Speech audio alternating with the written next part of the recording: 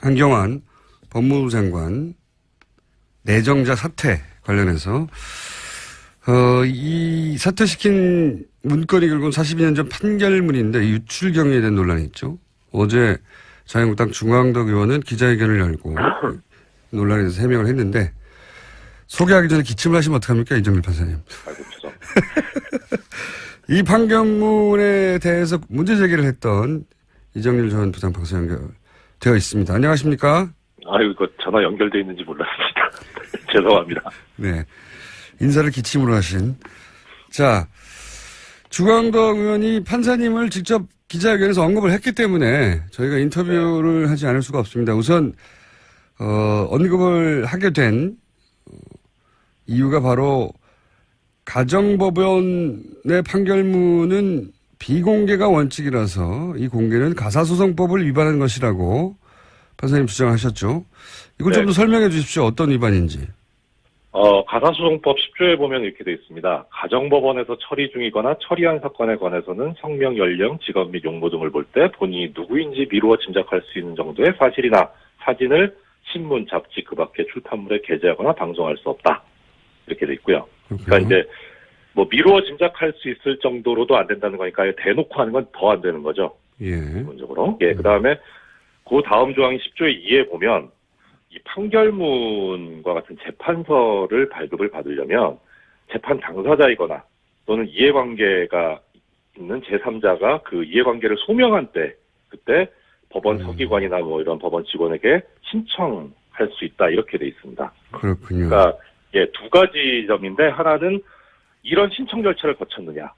그러니까 신청 절차를 거치지 않으면 이 재판서를 발급을 받을 수가 없어요.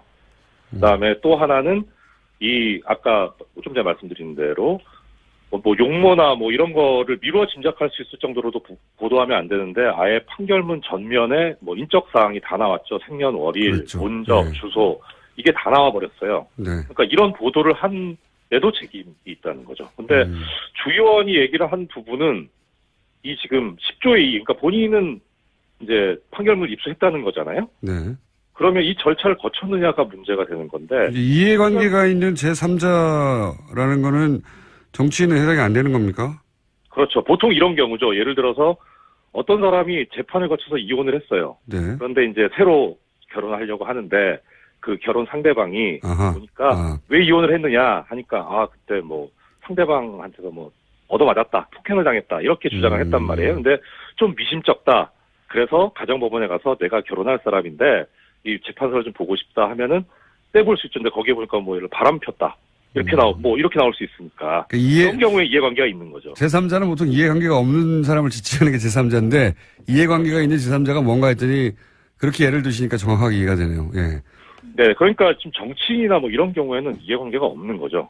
아무 이해관계가 없죠, 사적으로. 예. 네, 그렇죠. 그래서 이제 문제는 지금 주 의원 쪽에서 얘기하고 있는 건 그거예요. 인사청문회법을 드는 것 같아요. 뭐 적법한 절차를 따라서 이제 받았다.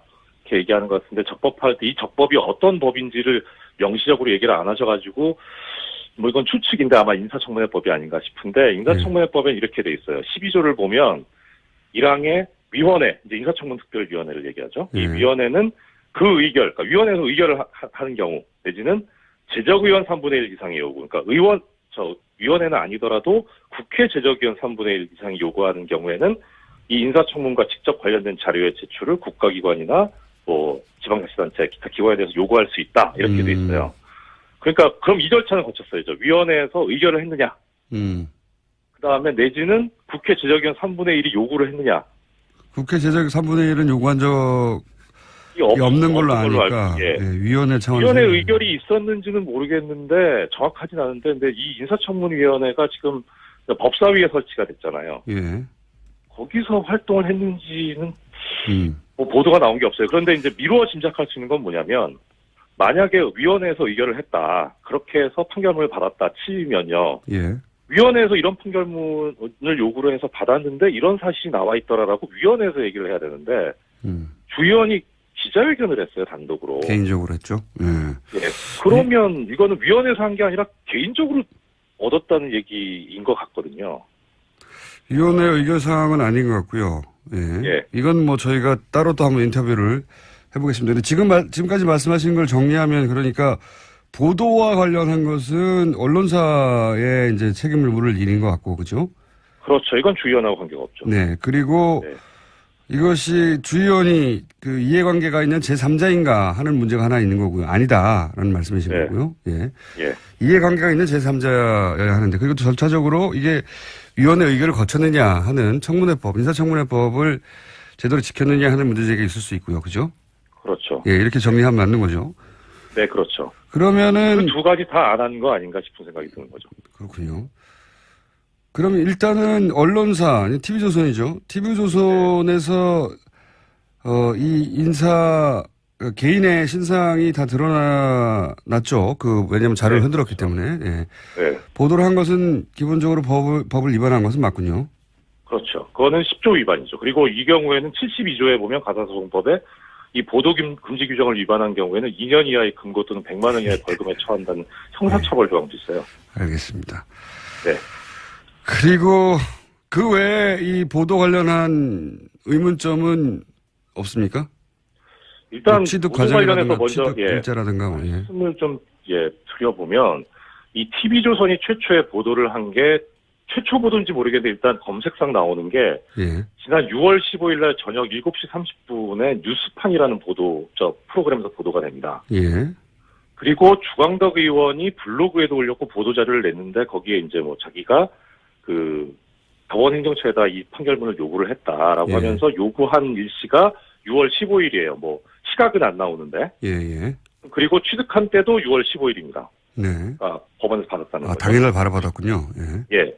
그리고 주광덕 의원이 이 내용을 가지고 기자회견을 한 게 다음 날이 16일 11시예요. 단독으로 했죠. 네. 그러면은 이 16일 11시가 되기 전에는 주광덕 의원과 법원 쪽을 제외한 다른 곳은 이 판결문을 가지고 있을 수가 없죠. 그렇죠. 예. 그런데 TV조선은 그 전날 저녁 7시 반에 벌써 보도를 했단 말이에요. 그럼 TV조선은 갖고 있었다는 얘기죠. 이렇게 생각해 볼 수 있겠네요. 그러니까 법원행정처는 이제 이 해명대로라면 법원행정처는 주 의원에게 요청받은 즉시 발급해 줬고, 즉시. 네. 거의 뭐, 네. 당일 요청하고 당일 발급했다는 거가 되니까요. 그리고 예. 주 의원은 자료 취득 즉시 기자회견을 하기 전에 TV조선에 먼저 넘겨준 걸로 추정할 수 있을 것 같은데요. 예. 그럴 수도 있죠. 그럴 수도 있는데 그럼 그 과정은 문제죠. 왜냐하면 왜 TV조선에 주느냐. 그러니까 왜 일개 언론사에 주느냐라는 거죠. 이것은 주 의원이 지금 주장하고 있는 게 뭐냐면 예. 공공의 이익에 관한 거다라는 거거든요. 예. 공공의 이익을 관한 거면 그러니까 그 16일 11시에 한 기자회견 이거는 어떻게 보면 이해는 가요.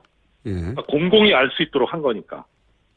그런데 TV조선에 그냥 얘기하지 않고 만약에 지금 공장장님 말씀하신 대로 그런 절차로 줬다면 이거는 공공의 이익에 관련된 절차가 아니죠.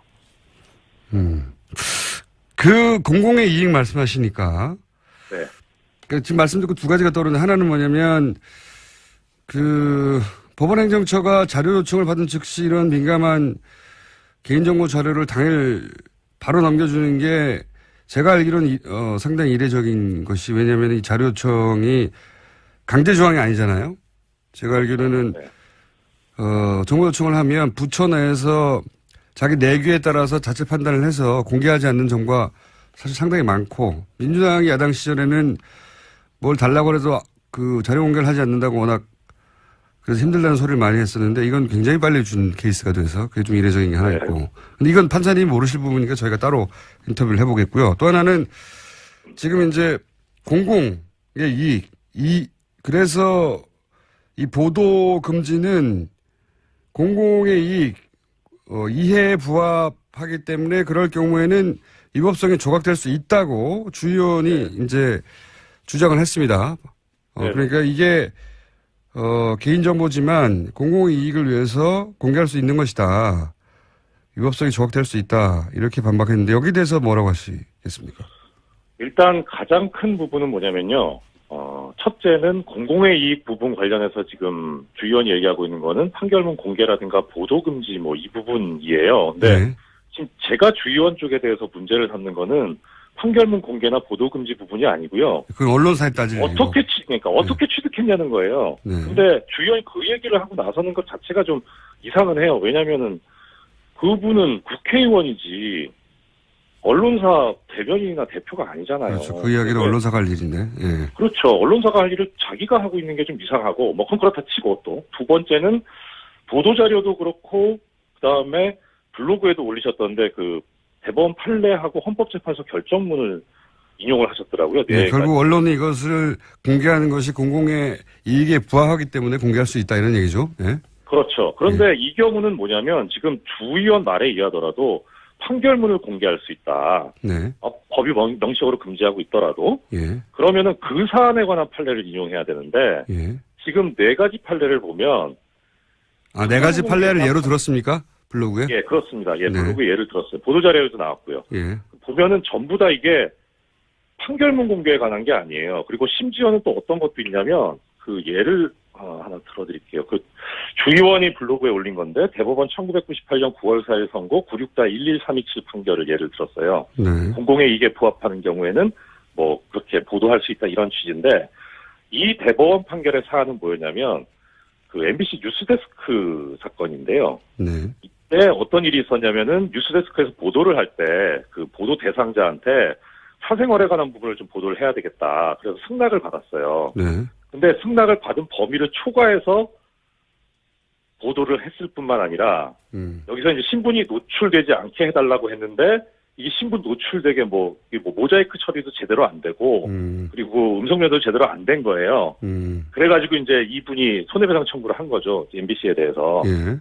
그러니까 여기에 대해서 이제 대법원이 판시하면서 뭐라고 했냐면 그 일반론적인 주장은 맞다. 공공의 이익에 부합하는 건 맞는데 지금 이 사안에서는 뭐냐면 주변 사람들이 이 촬영된 사람이 피해자인 걸 알 수 있도록 했다. 그리고 이거 승낙 범위를 초과한 거다. 그래서 이건 부당하게 사생활을 공개한 거다. 하니까 1,000만 원 손해배상해라 해가지고 이거는 공공의 이익에 부합하지 않는다는 사안을 판단을 한 거예요. 반대 사례네요, 오히려. 반대 사례를 지금 블로그에 올리셨더라고요. 그래서 아니 뭘 이런 거를 올리셨나 싶고 또 하나 예를 들자면 헌법재판소 결정인데 판사님이시니까 너무 자세히 하시는군요. 네. 또요.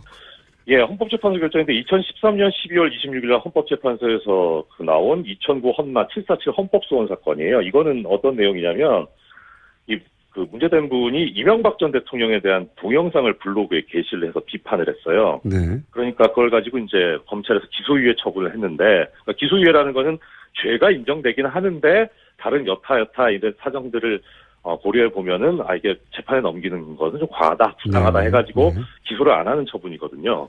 그러니까 나 이거 범죄가 안 된다라고 주장하면서 헌법소원을 하신 거예요. 네. 근데 이 헌법재판소에서 판시할 때 뭐라 그랬냐면 일단 사안은 어떻게 됐냐면 이 분이 올린 동영상에 이명박 전 대통령이 전과가 수십 개 있는 범죄자다. 그다음에 이명박 대통령이 개인적인 이익을 위해서 국가정책을 무리하게 결정해서 추구하고 있다. 역사상 우리나라를 사상 최악의 위험한 상황에 처하게 했다. 그리고 뭐 국영기업을 매각해서 엄청난 돈을 벌었다. 그런 주장을 한 거죠, 블로거가. 예, 그렇게 올렸어요. 예. 예. 그렇게 돼 있는데 검찰이 뭐라고 이제 판단을 했냐면 이렇게 한 사실은 인정이 되는데 초범이고 동영상 직접 제작한 것도 아니고 그리고 이 블로그에 보니까 접속자도 많지 않고 소수의 아는 사람들만 오늘 올라오는 거고 그리고 블로그도 폐쇄했으니까 이런 거 참작해서 재판에 넘기지 않겠다 이렇게 한 거예요. 그러니까 이제 여기에 대해서 이제 헌법재판소가 뭐라 그랬냐면 일단 이 나온 사실의 중요한 부분이 객관적 사실과 합치된다. 그러니까 허위 사실에 대한 인식이 없는 거 아니냐. 그래서 기소유예 처분이 잘못됐다 그래서 취소를 했어요. 그러니까 공공의 이익에 관련된 문제가 아니라 아예 이거는 범죄 자체가 안 된다고 본 거죠. 네. 사안 자체가 달라요. 지금 공공의 이익의 문제가 아니라 잘못된 사례를 들었다 또. 네.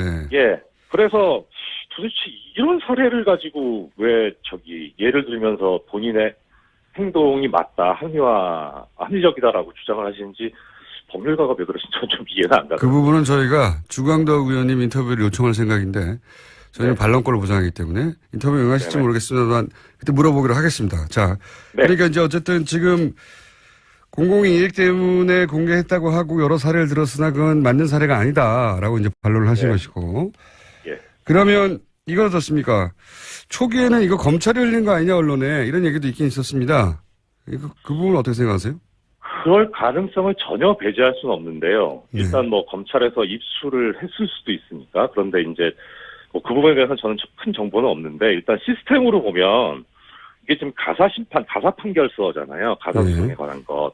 그러면은 이 판결서하고 기록은 가정법원에서 보관을 해요. 법원에서 나왔을 것이다. 예. 그러니까 검찰에서 뭐 나왔다면 만약에 형사 판결이다 하면 검찰에서 나왔다 그러면 이게 합리적인 의심이 될 수 있어요. 그 형사 판결이나 형사 기록은 검찰에서 보관을 하니까. 이거 가사 소송이라 검찰하고는 일단은 관련이 없는데 그래서 법원에서 나왔을 가능성이 꽤 높아요. 시스템적으로는. 시스템적으로는 그렇다. 예. 근데 뭐 검찰에서 따로 뭐 입수해서 했다면야 그건 할 말은 없는데 그것까지는 제가 잘은 모르겠습니다. 네. 그건 또 검찰에 저희가 물어봐야 될 내용이니까. 예. 이건 어떻습니까? 주광덕 의원은 이제 기자회견을 통해서도 서류 검토 과정에서 스스로 안 하는 것이다. 이렇게 주장하고 있습니다. 근데 이제 워낙 오래된 것이고 민감한 개인정보라서 이런 정보가 누군가에 의해 제공됐을 가능성이 이제 계속 거론되는 거란 말이죠. 네네. 판사님 생각은 그러면 검찰은 아닌 것이라고 보고 판사님은 어떻게 보십니까? 올해 법원에 계신 분으로서.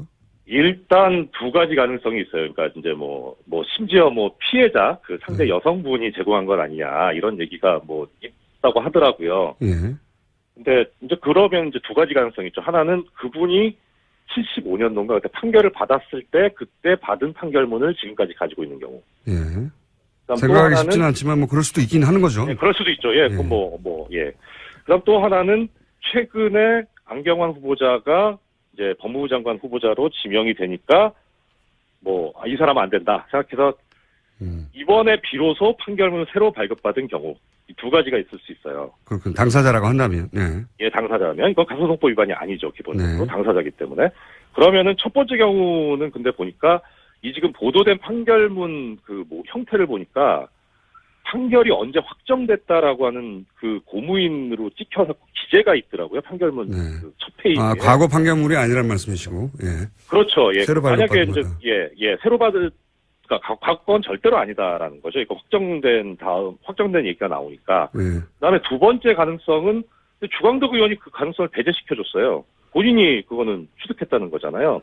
네, 당사자는 아닌 것 같고. 예. 예. 그래서 당사자는 아닐 가능성이 거의 높지 않을까. 그러니까 그거는 주광덕 의원 말을 믿어야 될 거죠. 예. 만약에 그 부분을 거짓말했다면 이거는 그야말로 정말 심각한 문제니까.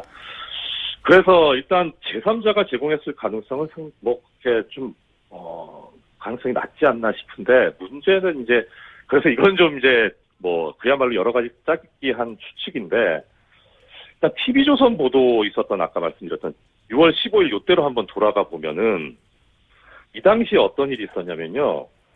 법원행정처에서 이 피의자와 유흥업소 간의 유착관계에 있는 부장판사가 있다는 사실을 알고도 징계를 안 했다라는 기사가 6월 15일 날 오전, 그 전날부터 나옵니다. 네. 예, 그러면 법원 입장에서 보면은, 이게 지금 검찰 지금에서 나오는 개혁 얘기도 이영렬 전 중앙지검장이나 안태근 검찰국장이 이제 부적절한 술자리를 가지고 거기서 이제 돈이 오갔다는 거잖아요. 처음에 거기서 출발했죠. 예. 거기서 출발했죠. 그러니까 이 사안이 법원 개혁의 출발이 될 가능성이 있다고 보여요. 검찰에서 그렇게 불거진 사안의 전례를 볼 때 이렇게 그렇죠. 이제 법원행정처에서 부장판사가 피의자 유흥업소 간의 문제를 알고 있었는데도 징계를 안 했다. 네, 그렇죠. 그리고 이게 어떤 문제가 있냐면 이 문제된 부장판사는 제가 누군지는 모르는데 일단 직책이 고등법원 부장판사거든요. 예. 차관급인데 이 고등법원 부장판사는 다른 판사들하고 달리 고등법원 부장판사가 될 때 대법원장에서 발탁이 돼요. 대법원장으로 가는 게 아니고. 예. 네. 그래서 이런 사람은 어떻게 고등법원 부장판사로 발탁을 했냐. 라고 하는 예. 대법원장에 대한 문제 제기가 있을 수 있겠군요. 그렇죠. 지금 안경환 후보자 관련해가지고 조국 인사수석이라든가 조현옥 인사수석에 민정수석이라든가 조현옥 인사수석에 대해서 책임져야 된다 이런 얘기 나오는데 이걸 그대로 적용을 하면은 양승태 대법원장은 몇 번 그만뒀어야 되거든요. 그러니까 그거를 견제하자는 차원에서 법원 쪽에서 먼저 줬을 가능성이 있지 않나, TV조선 쪽에다가. 이게 전과가 있어요, 법원이, 이런 식으로 이제, 재판 관련 내용을 흘리는 것이. 그래서 종전수법을 그대로 쓴 거 아닌가, 이건 저의 추측입니다. 추측인데. 개인적인 추측인데 전과가 있으므로 그런 추측도 해본다는 이런 말씀이시네요. 그렇습니다. 그러니까 네, 지금 말씀을 요약하면 예를 들어서 사법부 내에 법원 개혁 문제에 저항감을 가지거나 혹은 현 정부의 반감을 가진 일부가 관여했을 수 있다 이런 추정이시네요. 그렇죠. 예. 특히나 양대 법원장 같은 경우에는 지금 뭐 법원 내부에서도 지금 목소리가 나오고 있고 오늘 전국 법관 대표자 회의가 있잖아요. 그러니까 내부적으로도 문제가 있는데 이거를 외부로 해서 눈을 돌리려는 그런 시도일 수도 있고요. 그러니까 상당히 필요성이 있죠. 근데 이제 그 과정에서 보면 법원에서 이제 자료를 줬다가 계속 수소를 얘기하고 있어서 좀 그렇습니다만은 자료를 줬다가 이게 아까 말씀드린 가사소송법 위반 문제가 생기니까 국회를 통해서 가면은 적법해질 수 있지 않느냐 해서 주광덕 의원을 섭외를 하지 않았습니다. 알겠습니다. 여기서부터는 예. 개인적인 추정이시고 제가 이제 어떻게 됐을 거냐 한번 추정해 달라고 하니까 하신 건데 여기서 요지는 그러네요. 그러니까 지금 청와대에서도 이제 검찰 개혁에 관한 조직적 반대 움직임이 있다 이런 이야기가 흘러나왔는데 청와대는 이제 각종 촉포가 모이니까 뭐 근거를 가지고 얘기했겠죠. 이제 지금 판사님 이야기로는 법원에서도 법원 개혁 문제에 대해서 저항감 혹은 뭐 현 정부에 대한 반감 가진 사법부 내 일부가 이 사안에 관여했을 수도 있다. 네, 그렇죠. 과거 전례가 있기 때문에 그런 추정을 해본다. 제가 법원 쪽에 오래 있어가지고 그래서 그런지는 모르겠습니다만 저는 법원 쪽에 의심이 강하게 들거든요. 그래서 법원에 오래 계셨기 때문에. 오히려 지금 이제 주의원이 기자회견도 하고 나오고 그러는데 솔직히 저 주의원에 대해서는 별 그건 없어요. 그건 뭐 이분은 오히려 어떻게 보면은 이런 알리바이가 만들어지는데 도구로 이용당한 거 아닌가 그런 느낌이 좀 들거든요. 알겠습니다. 워낙 법원에 대해서 문제의식이 많으셔가지고 주의원에 관해서는 아까 가사소송법이라든가 이런 문제 정도의 지적인 것이고 이 본질은 결국은 법원 내에 문제가 아니냐 이렇게 보시는 거군요. 네, 그렇죠. 법원 내 문제하고 그다음에 이렇게 새 정부의 어떤 인사 문제라든가 정책 개혁 방향에 대해서 저항하려고 하는 언론사, 언론 적폐와 법원 적폐 문제가 아닌가 싶습니다. 저는. 알겠습니다. 오늘 여기까지 듣겠습니다. 오늘 말씀 감사합니다. 예, 고맙습니다. 네, 자 반론 보장하고 있으니까 이제 주광덕 의원님 저희가 연락드릴 테니까 섭외 응해 주시면 감사하겠습니다. 뭐 다른 기자회견을 하셔도 좋고요. 여기까지 하겠습니다.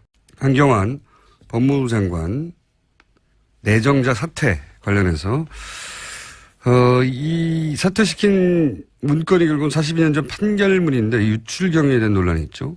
어제 자유한국당 중광덕 의원은 기자회견을 열고 논란에 대해서 해명을 했는데 소개하기 전에 기침을 하시면 어떡합니까? 이정일 판사님. 아이고, 죄송. 이 판결문에 대해서 문제 제기를 했던 이정일 전 부장판사 연결되어 있습니다. 안녕하십니까? 아유, 이거 전화 연결돼 있는지 몰랐습니다. 죄송합니다. 네. 인사를 기침으로 하신. 자, 주광덕 의원이 판사님을 직접 기자회견에서 언급을 했기 때문에 저희가 인터뷰를 하지 않을 수가 없습니다. 우선, 언급을 하게 된 이유가 바로 가정법원의 판결문은 비공개가 원칙이라서 이 공개는 가사소송법을 위반한 것이라고 판사님 주장하셨죠. 이걸 좀 더 설명해 주십시오. 어떤 위반인지. 가사소송법 10조에 보면 이렇게 되어 있습니다. 가정법원에서 처리 중이거나 처리한 사건에 관해서는 성명, 연령, 직업 및 용모 등을 볼 때 본인이 누구인지 미루어 짐작할 수 있는 정도의 사실이나 사진을 신문, 잡지 그 밖의 출판물에 게재하거나 방송할 수 없다. 이렇게 돼 있고요. 그러니까 이제 미루어 짐작할 수 있을 정도 없는 걸로 아니까 위원회 차원에서 위원회 의결이 있었는지는 모르겠는데 정확하진 않은데 근데 이 인사청문위원회가 지금 법사위에 설치가 됐잖아요. 예. 거기서 활동을 했는지는 보도가 나온 게 없어요. 그런데 이제 미루어 짐작할 수 있는 건 뭐냐면 만약에 위원회에서 의결을 했다. 그렇게 해서 판결문을 받았다 치면요. 예. 위원회에서 이런 판결문을 요구를 해서 받았는데 이런 사실이 나와 있더라라고 위원회에서 얘기를 해야 되는데 주의원이 기자회견을 했어요. 단독으로. 개인적으로 했죠. 예. 그러면 이거는 위원회에서 한 게 아니라 개인적으로 얻었다는 얘기인 것 같거든요. 위원회 의결 사항은 아닌 것 같고요. 예. 이건 뭐 저희가 따로 또 한번 인터뷰를 해보겠습니다. 근데 지금까지 말씀하신 걸 정리하면 그러니까 보도와 관련한 것은 언론사의 이제 책임을 물을 일인 것 같고, 그죠? 그렇죠. 이건 주 의원하고 관계가 없죠. 네. 그리고 네. 이것이 주 의원이 그 이해관계가 있는 제3자인가 하는 문제가 하나 있는 거고요. 아니다라는 말씀이신 네. 거고요. 예. 예. 이해관계가 있는 제3자여야 하는데 그리고 또 절차적으로 이게 위원회 의결을 거쳤느냐 하는 청문회법, 인사청문회법을 제대로 지켰느냐 하는 문제제기가 있을 수 있고요. 그죠? 그렇죠. 예, 이렇게 정리하면 맞는 거죠. 네, 그렇죠. 그러면은 그 두 가지 다 안 한 거 아닌가 싶은 생각이 드는 거죠. 그렇군요. 그러면 일부러도 안 된다는 거니까 대놓고 하는 건 더 안 되는 거죠. 예. 기본적으로. 예, 그 다음에 그 다음 조항이 10조의 2에 보면 이 판결문과 같은 재판서를 발급을 받으려면 재판 당사자이거나 또는 이해관계가 있는 제3자가 그 이해관계를 소명한 때 그때 법원 서기관이나 뭐 이런 법원 직원에게 신청할 수 있다 이렇게 돼 있습니다. 그렇군요. 그러니까 예, 두 가지 점인데 하나는 이런 신청 절차를 거쳤느냐. 그러니까 신청 절차를 거치지 않으면 이 재판서를 발급을 받을 수가 없어요. 그다음에 또 하나는 이 아까 좀 전에 말씀드린 대로 뭐 용모나 뭐 이런 거를 미루어 짐작할 수 있을 정도로도 보도하면 안 되는데 아예 판결문 전면에 뭐 인적 사항이 다 나왔죠. 생년월일, 그렇죠. 본적, 네. 주소 이게 다 나와 버렸어요. 네. 그러니까 이런 보도를 한 데도 책임이 있다는 거죠. 근데 주 의원이 얘기를 한 부분은 이 지금 10조의 2, 그러니까 본인은 이제 판결문을 입수했다는 거잖아요. 네. 그러면 이 절차를 거쳤느냐가 문제가 되는 건데. 이해관계가 있는 제3자라는 거는 정치인은 해당이 안 되는 겁니까? 그렇죠. 보통 이런 경우죠. 예를 들어서 어떤 사람이 재판을 거쳐서 이혼을 했어요. 네. 그런데 이제 새로 결혼하려고 하는데 그 결혼 상대방이 보니까 왜 이혼을 했느냐 하니까 그때 뭐 상대방한테서 뭐 얻어맞았다, 폭행을 당했다 이렇게 주장을 했단 말이에요. 근데 좀 미심쩍다. 그래서 가정법원에 가서 내가 결혼할 사람인데 이 재판서를 좀 보고 싶다 하면은 떼볼 수 있는데 거기에 보니까 뭐 이런 바람 폈다 이렇게 이렇게 나올 수 있으니까 그런 경우에 이해관계가 있는 거죠. 제3자는 보통 이해관계가 없는 사람을 지칭하는 게 제3자인데 이해관계가 있는 제3자가 뭔가 했더니 그렇게 예를 드시니까 정확하게 이해가 되네요. 예. 네, 그러니까 지금 정치인이나 뭐 이런 경우에는 이해관계가 없는 거죠. 아무 이해관계가 없죠, 사적으로. 예. 네, 그렇죠. 그래서 이제 문제는 지금 주 의원 쪽에서 얘기하고 있는 건 그거예요. 인사청문회법을 드는 것 같아요. 뭐 적법한 절차를 따라서 이제 받았다. 이렇게 얘기하는 것 같은데 적법할 때 이 적법이 어떤 법인지를 명시적으로 얘기를 안 하셔가지고 뭐 이건 추측인데 아마 인사청문회법이 아닌가 싶은데 인사청문회법엔 이렇게 돼 있어요. 12조를 보면 1항에 위원회, 이제 인사청문특별위원회를 얘기하죠. 이 위원회는 그 의결, 그러니까 위원회에서 의결을 하는 경우 내지는 제적의원 3분의 1 이상의 요구, 그러니까 위원회는 아니더라도 국회 제적의원 3분의 1 이상이 요구하는 경우에는 이 인사청문과 직접 관련된 자료의 제출을 국가기관이나 뭐 지방자치단체 기타 기관에 대해서 요구할 수 있다 이렇게 돼 있어요. 그러니까 그럼 이 절차는 거쳤어야죠. 위원회에서 의결을 했느냐. 그다음에 내지는 국회 제적의원 3분의 1이 요구를 했느냐. 국회 제적 3분의 1은 요구한 적 일단은 언론사 TV조선이죠. TV조선에서 이 인사 개인의 신상이 다 드러났죠. 왜냐하면 자료를 흔들었기 때문에. 예. 네. 보도를 한 것은 기본적으로 법을 위반한 것은 맞군요. 그렇죠. 그거는 10조 위반이죠. 그리고 이 경우에는 72조에 보면 가산소송법에 이 보도 금지 규정을 위반한 경우에는 2년 이하의 금고 또는 100만 원 이하의 벌금에 처한다는 형사처벌 조항도 있어요. 알겠습니다. 네. 그리고 그 외에 이 보도 관련한 의문점은 없습니까? 일단 취득 보도 관련해서 과정이라든가 먼저 취득 일자라든가 말씀을 좀 드려보면 이 TV조선이 최초의 보도를 한 게 최초 보도인지 모르겠는데 일단 검색상 나오는 게 지난 6월 15일 날 저녁 7시 30분에 뉴스판이라는 프로그램에서 보도가 됩니다. 예. 그리고 주광덕 의원이 블로그에도 올렸고 보도자료를 냈는데 거기에 이제 뭐 자기가 그 법원행정처에다 이 판결문을 요구를 했다라고 하면서 요구한 일시가 6월 15일이에요. 뭐 시각은 안 나오는데. 그리고 취득한 때도 6월 15일입니다. 네. 그러니까 법원에서 받았다는 거죠. 당일날 바로받았군요. 예. 그리고 주광덕 의원이 이 내용을 가지고 기자회견을 한 게 다음 날이 16일 11시예요. 단독으로 했죠. 네. 그러면은 이 16일 11시가